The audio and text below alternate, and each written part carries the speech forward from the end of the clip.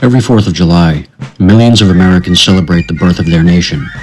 Fireworks light the sky, flags wave proudly, and nearly everyone believes they know exactly what happened on July 4th, 1776. The Founding Fathers gathered together, signed the Declaration of Independence, and America was born. There's just one problem. That isn't actually what happened. The most important vote for independence actually took place 2 days earlier, on July 2nd, 1776. The Second Continental Congress approved Richard Henry Lee's resolution declaring that the colonies are, and of right ought to be, free and independent states. To many delegates, that was the moment Britain lost her American colonies.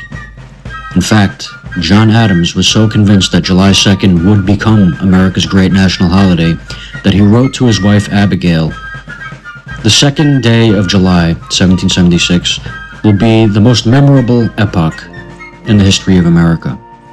He even predicted it would be celebrated with bonfires, bells, games, and fireworks. He was almost right, just not about the date.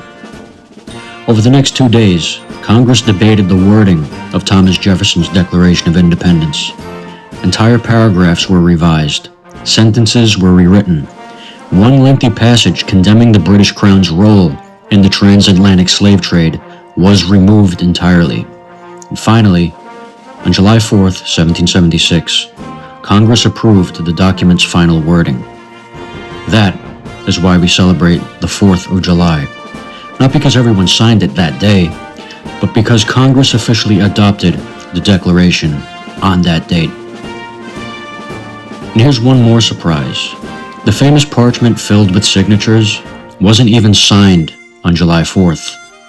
The most elegant handwritten copy most of us recognize today wasn't even ready yet. Most delegates signed it nearly a month later on August 2nd, 1776. And some added their signatures even later than that. So, did the Founding Fathers sign the Declaration on the 4th of July?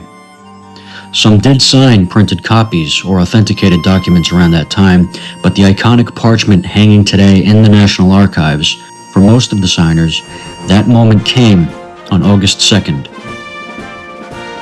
History is full of moments like these, stories we think we know until we read the original sources.